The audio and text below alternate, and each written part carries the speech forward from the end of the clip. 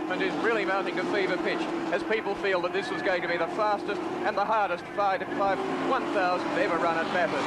Away they go, and Alan Moffett gets going more quickly in first gear. I don't think he's working the car hard as he lets Colin Bond jump to the front and head into the corner first. He positions himself behind Bond, runs through the corner as the rest of the field gets underway and runs and streams down the straight cleanly, all trying to find a safe position. And a big start by John Goss, who came way up to be right alongside Alan Grice there and is jostling for a place. He doesn't want to be too far back despite being on 10th place in the grid. And there's the view through the heat mist already rising around the Mount Panorama Circuit. The bobbing, weaving pack of 60 cars going up Mountain Straight for the first time. Oh, and already so many troubles in the pits. Jim Richards has had a few problems in the New Zealand Holden, but look at them going down the straight. You can almost see the gap there as we pull back. You'll see the distance between the two cars. It's you can see now how the Falcon is certainly catching up to Bond, so there's no doubt who's got the legs. Alan Moffett was saying he was building the car for down the straight. Now he may be out-braked, but let's see, it's side by side. Bond is going a little later. He'll take a very difficult line on the outside. Moffett is not going to let him through. In fact, he closes up again because he knows he's got the line and he's going to shoulder Colin Bond out of it if he possibly can. And now it's all acceleration up to the line. This is only third lap, and already it is neck and neck, side by side. Imagine the cheer from the crowd. It is Bond who's got the better gearing and has more acceleration, and it is Brock behind who's closed on them both. But first in this time, and being so close to Bond's nose, is Moffett around the bend, and now Alan Moffett leads the race, and Peter Brock pulls out and decides that he might like to lead for a change, and he goes up on the outside of Colin Bond. Well, indeed. Quite 3 1/4 laps, and look at the distance between these cars. It's a real race, and Brock is the one who wants to get to the lead. Now, all sorts of trouble in the pits, but up at the top of the circuit, it's still go, go, go, and it's Moffett who's going the fastest at the moment. Bond is nicely inside, though. They might be starting to slow down now, having got rid of that early surge of adrenaline, and say, right, let's remember, we've still got 158 laps to go. They're running at just under 1 minute 32 seconds, which is well within the capability of the vehicles. Yes. This is Goss coming into the pitch, last year's winner. The man who had so much trouble yesterday, was going quickly, but coming into the pitch in a very slow way. He's got something that's a bit troublesome there. That's fairly serious. Oil pouring around. As Kerry Luckand was saying earlier, they had trouble there. Howard Marsden, you were talking with the group last night. They had problems with their motor. In fact, they can't hold the car at this stage. Right. The problem with John Goss was that he solved the problem that he had yesterday, but he did not do sufficient laps yesterday in practice to sort out any other problems that may show up in the vehicle, and unfortunately here he is having these problems show up immediately here today. This is one of the disadvantages of coming to this race without being totally organized. We'll find out what the story is from Goss through Kerry when he gets over there and finds a picture. But in the meantime, Peter Brock seems to be dropping back quite a bit. You can see how close now Bond is to Moffett. I think that's the situation. It's not that Brock's fallen down, but Bond, I would say, has been given a pit signal to go and put the pressure on Moffett. Well, John Goss, the 1974 winner, and obviously not a winner today. We've just had news you've seized the engine, John. Yeah, we had a major engine failure, which is a disappointment. I think my new Falcon's got a lot of potential. We need some more development. It was a new car. This was its first race, and a lot of the minor chassis problems that we had with the car prevented us from getting into a lot of serious engine development. So we've had an engine failure, and we're out of the race. Moffett has won the race 3 times. The last 2 years ago, the first year of the 1,000-kilometre race with Pete Gagan as co-driver, has the same man back here with him this year, and has the great advantage of knowing that as a co-driver he has a man who has the ability to lap just as quickly as he can, and that's something that probably no other top team can boast in terms of an advantage. Alan Moffett then must be feeling rather content, even though it's very early days in this long race, which could go on for a total of 7 to 7.5 hours. Once again, though, that sign of oil there under the very hard centrifugal force of the cutting, which suggests that leak is certainly still there. Whether it's worsening is a bit hard to say. No more that time, I wouldn't have thought, Howard, that we saw before. No, this could go on for a long time now. He's showing it through that particular corner, and he's showing it through the left-hander at the end of the pit straight. It means that they've got a bit of oil surge problem, which is combining with a small leak. And it may look worse than it really is, but I'd be very worried about it if I was involved with the vehicle. Oh, Colin Bond into the pits. We'll get on to that question later on. While Bond comes in for the first stop, a scheduled stop. He was expected in around this time. Let's just watch and see how the drilled Harry Firth crew go about their action. One man adding fuel, another ready to go. One underneath checking the back tyres and differential. Ian Tate under the back wheels, and he's adjusting the rear brakes. You see him turning the thing. This is the major problem of the brakes on the Tirana. They've only got drum brakes there, and he's adjusting them. He's well experienced in this. It's stinking hot under there. He's burning his hands doing this particular job. There'll be somebody doing it on the other side. Keeps the pedal high for the driver and gives them greater confidence in their brakes. Oh, there's a prang in the side there. It's Grice. One of our leading drivers, the Alan Grice car, which has gone in, the Craven Mile vehicle. Oh, you can see the disgust on his face. Whether it's a brake problem or not, I don't know, but Grice, who was running in about third place at that time, he has had it. He's a very upset driver, as you can see. Well, Alan Grice and Jim Hunter in the Craven Mile car. You've run your race. Alan, what happened? We were lapping exactly as we set out to do. We were very happy with the pace of the race. And I came up and lapped two cars at the end of the straight. I went between the two of them, and then the three of us went in the braking area. There was an Escort on the inside. I don't know the car on the outside, but that's the car that hit me, and just knocked us off the road. Straight into the arm car on one side and back across into the bank and into the fence. You can't do anything about that. We're just knocked out of the race by some galoot. In fact, as Alan Moffett comes in the pits, let's forget the Class A car just a moment while we watch the leader go through his pit stop. The tyres are out, the pneumatic jack gets the car immediately. It's going to be a change of driver. Moffett gets out, will help big Pete Gagan. I emphasise the big factor there. Looks like he can't even get into the car, but it's just a question of getting the buckle out of the way. Gagan struggles into the car. The timer is on. You can see for yourself the amount of time taken there. Tyres so new that even the sticker is still on the tread. So that's John Wynn, the team leader, who's looking after the right-hand front wheel. Peter Jeffries at the left rear. The right rear, I beg your pardon. Moffett's getting Gagan into the car. After he's got Moffett in, Gagan in, he will then talk to Gagan and tell him the weak points or the advantages of the car. Alan Moffett, our race leader, certainly looking good for you at this stage, Alan. Well, I don't know what kind of gap we've got, and I don't know what pit stop Colin had, but presuming our fellas were as quick, I'd say we're right there. Certainly a race like no one's ever seen about this before, that's for sure. Well, that was a 1:22 gap you had prior to your stop, and Colin didn't go past, so it puts Pete out there still in the lead as we have. That's great. That's tremendous, and it gives us a big chance on our planning now. Pete can take it easy. The boys will give him a gap right away. He'll know where he is. He can just play it off against John Walker. I presume John Walker's in the car. No, not yet. He's going in at the second stop. Ah, they're playing it tight on time. Very tricky. Brock, in fact, is leading him now, and I think that's Jansen's car behind, which may suggest that Gagan is slowing a little bit. Certainly the gap is increasing between Bond and Gagan. Yes, so it's Brock in front now. 17 is Jansen behind, and he too is catching Gagan as well, something he shouldn't be doing. Gagan is a bit of a sandwich now between the two Tiranas. Brock is passed, he's in second spot. Jansen is having a bit of a nibble there to get by. The flags are out warning the Escorts that they've got some big fish behind them. Once again, the middle stages have proved vital in the Hardie Ferodo 1000 at Bathurst. The car we're looking at, the Alan Moffett vehicle, has lost all chance of winning. Upsets with the two leading cars.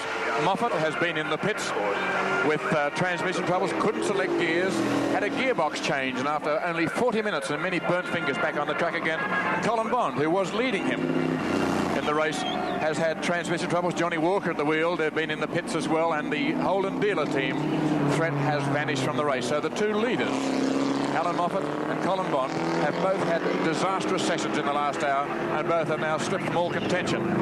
The leader is Peter Brock there in car number 5, running second and catching him all the time, and by quite a measurable margin each lap, is Frank Gardner driving the Ron Hodgson-entered Tirana number 7. So it's going to be a great battle. It is a great battle between these two cars.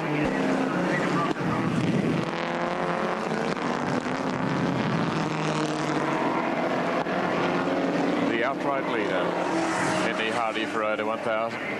Frank Gardner still driving rapidly and safely in the Ron Hodgson Tirana. Or should I also add the Channel 7 Tirana, because the number is there for some particular reason. it bears the round up of 80 and 7, so there are a few fingers crossed. The various camera towers around the circuit. 12 cameras, in fact, covering this race for you this year. He's got Alan Moffett right behind him, which makes a rather interesting sort of exercise. Moffett, of course, was the early leader in the race. Seemed to be doing it so comfortably for so long in the race, and then had a gearbox malfunction, changed the box in a remarkable 40 minutes, but 40 minutes off the circuit, of course, is far too much time to give away, and he is way down the field, much further in fact down than Colin Bond, who also had problems with the transmission. There were talk of axle replacements and other such troubles, but now they've crept up and they're running in about 5th or 6th place. So once again, the Holden dealer team car, despite that really severe transmission problem they suffered in the earlier stages of the race, is back in fair contention. Because we've got him coming in now for a pit stop. This will be a critical one as the car is brought in for what would probably be its last scheduled stop. So the race leader is in. We'll put the stopwatch on. Bob Morris talking to Frank Gardner. Hasn't got his hat on, so he doesn't intend getting in the car and taking over. So it'll be Gardner who'll stay on board and carry the race right through to the finish, I would think, if they can go that far. Ron Hodgson there taking a keen interest in what's going on. As is Kerry Luckens down there as well, right on the spot down there. The situation is for you. And up the top of the mountain, my goodness, there's somebody a long way off the circuit, right out there in the dust. Right out among a clump of photographers. You can see the looks of concern on the faces of the spectators there. People still rushing to see what's happened. An awkward position for us to get much closer to bring in the information.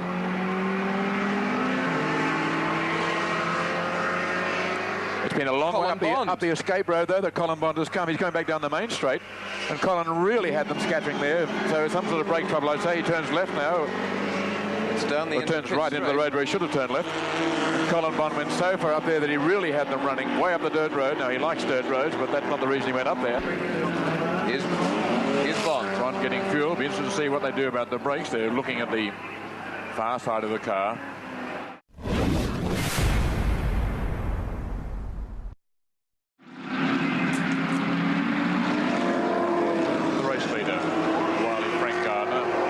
Circulating regularly and as quiet as he can, because he only has to glance to the left to see that the havoc that brake troubles have caused in the pits.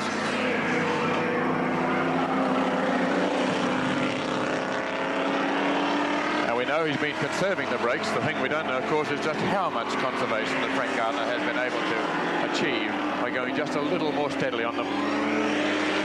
Meantime, the hapless Alan Moffett is slowing down again, looking as though he's heading towards the pits. Led the race early on, just passing the Alan Grice vehicle that was involved in a collision with another car there. It's been parked there from the early stages. And Moffett takes the car into the pits. You can see there the way he's working the steering wheel and the way the wheels are lying over. He's got real problems there at the side.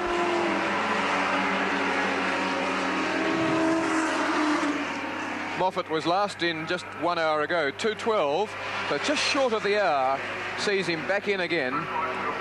With obviously a steering problem. So although Moffett's been travelling so quickly and early in the day looked to have everything nicely organised, he's in real trouble with all sorts of new problems developing. That's been the thing. He's conquered the old problems, but he's run into some new ones. He can obviously steer the car. He managed to get it into the pits there, but I would say that he's lost the idler arm or something like that's torn away from the chassis. The strain at the front end of the steering of those Falcons is enormous. Those tyres give a tremendous grip, and it's a very wearing thing on both the driver and, of course, the steering linkages. And I would say that something like that has torn away to lose him most of his steering ability. Well, that wouldn't be a nice feeling. No, not. Around a circuit as precipitous as this one. That's right. I've been involved with sending Alan out without brakes. I don't think anybody could really send him out without steering. Yes, it's a bit hard to direct your way around if you can't actually point the car. You'd always manage. And here's Kerry Luckens to talk now to Alan Moffett. Okay, Alan, once again your runabout seems to be happening. What's happened this time? I don't want to sound sour grapes, but if I do anything over the next 365 days, it'll be lobby to get this race into perspective for safety. We've now lost something on the steering because we've got to use stock steering things, the speeds we're going, the strains we're doing, just too much for it. Cams, the organizers, everybody in our fraternity are going to have to wake up to this before we hurt one of our leading drivers, and I don't want to be one of them. Well, that's certainly some very interesting comments. What sort of speeds are you doing down the straight, Alan? Well, earlier in the day, obviously, we were pushing 155, 160 miles an hour. Now, fortunately, I felt this. A less experienced driver would have said, oh, well, I've just got a puncture, and bang, he would have been into the Armco or off the track, worse still. Collins in front of me, you know, two of the best prepared teams in Australia, and we're sitting here in the pits fixing things which we just take chances with. Fair enough. Thanks very much, Alan. Some certainly very interesting comments. Interesting indeed. Colin Bond still in the pits there while they try to solve this brake trouble. Well, 10 minutes he's been in there so far. It was 14 at Sandown as they poured water over each front brake and then had to dismantle the calipers and replace them. But in this occasion, it's been 10 1/4. Bond takes the car out. Much preferring at this stage of the race, with it lost and only a chance of finishing in a reasonable place, to have brakes so that he can finish it safely. Alan Moffett, who is as concerned about safety as anyone on the track, making the point that with the sort of speeds that they're achieving. Back again, by the way, to Kerry Luckins down the pit, who has some information for us. Well, Alan's out of the car, obviously now calling it a day. Just to get back to this safety point, I think you're going to be able to show us the part of the car that has broken. Well, John Wills just said to me, we can put another one on, but you won't have a sway bar. We're at the point where we've virtually broken apart, which on a normal car, I'll bet the Ford Motor Company hasn't had 2 warranty claims in the last 20 years. We'll just take it off and show it. That'll be most interesting if you can, yes. That I explained a little bit earlier to people that were watching. How can we fail out here? We have so-called millions of dollars and all the technique and the drivers to do it. Why do we fail? Well, we fail because we are not running genuine race cars. We're trying to race production cars, which regulations-wise are just getting What your thoughts are, you'd be better to go more to a sports sedan type of regulation. Well, I don't disagree with the concept of the stock body and the fact that we have to have the ashtray in the car. But if we're going to have wide tires and virtually not quite unlimited wheels and better brakes, well, then we should have to beef up everything else to take the strain that we're punishing.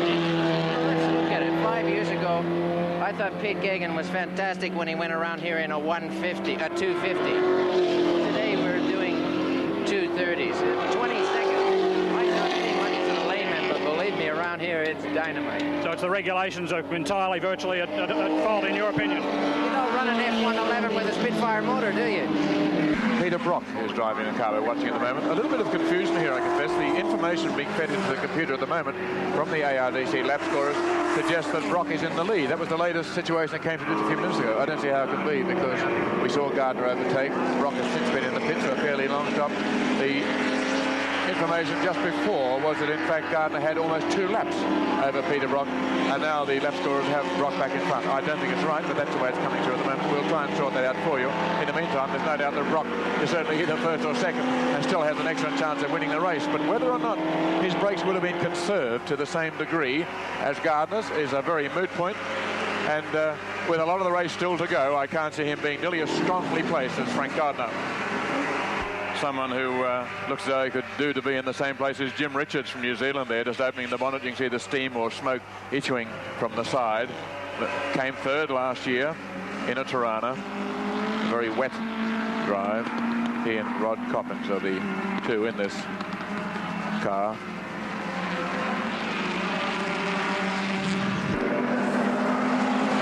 Well, the latest lap score shows still Brock Sampson at 132 laps in car 5, with Morris Gardner on 131 in car 7. Jansen Harvey 6 laps behind in 3rd place in car 17. And then Seaton and Don Smith in 4th place outright, 1st place quite obviously in class C in car number 28, 1 lap behind the Jansen Harvey SLR Tirana.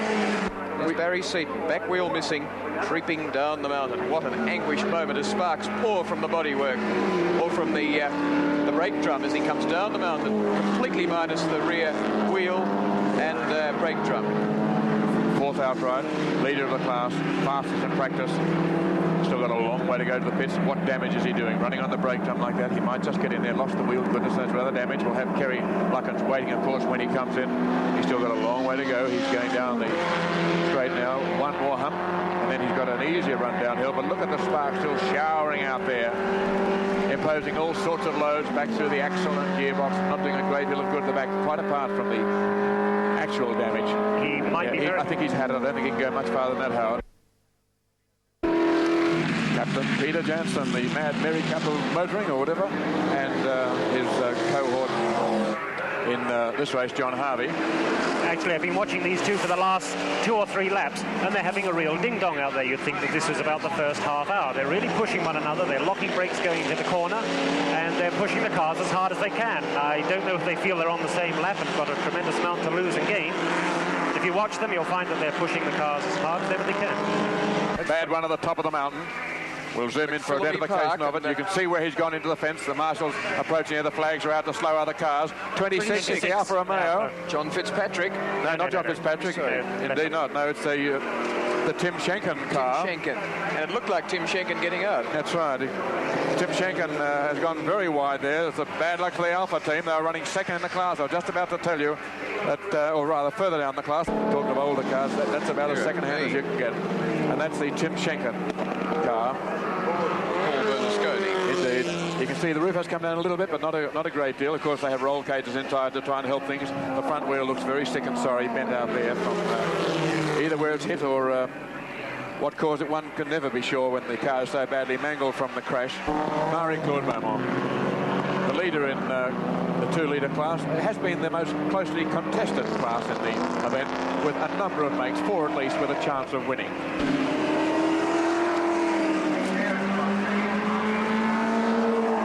Last lap sign goes up. So 2.5 minutes, 2 3/4 minutes now before the end of the race for Peter Brock, the race leader in car number 5. Sharing the driving with Brian Sampson, but Sampson doing a minor part of the driving stint. Peter Brock's been at the wheel for a very long time in this last session. I think it's hard for people to understand just how much this is going to mean to Peter Brock. He's beaten the works cars. He left the team, he went out to do his own thing, he had a bad run there for a period, and here he's come back and he's beaten them fairly and squarely himself. And what's more achievement for 3 men, not only Peter Brock, but the men who've backed him and assisted him. What's more, and Bruce Hindhoff at the Melbourne developers, who've done wonders with the motor on this car. Very powerful, and they seem to have found more reliability than other people have been able to extract from the L34. He's also broken a hoodoo, which says that you don't win at Sandown and win at Bathurst. Moffett did once, but nobody else has ever done it. And Peter Brock won the recent Sandown 250, and now we can say he's won the Hardie Ferodo 1000 in the same year. So that hoodoo is starting to disappear. And it certainly hasn't been done by a private entrant before.